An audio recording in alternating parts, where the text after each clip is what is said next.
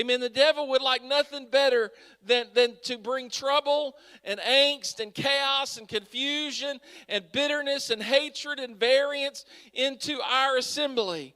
But I'm telling you today, we must endeavor, say it with me, to keep the unity of the Spirit in the bond of peace. Because unity is one thing that God has chosen that He cannot create Himself. He created the sun and the moon and the stars. But because of the fact that He has given each of us dominion and authority and the ability to choose what we will do, God has tied His hands to create unity in the body.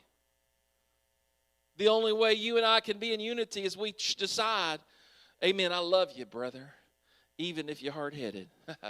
I love you, brother, even if I don't agree with you about everything. I love you, sister, even if I think you're petty. Come on, somebody. Of course, I'm not going to tell you that because that'd make you hard for you to be at one with me. Amen. Just because you think it don't mean you should say it. My wife says amen.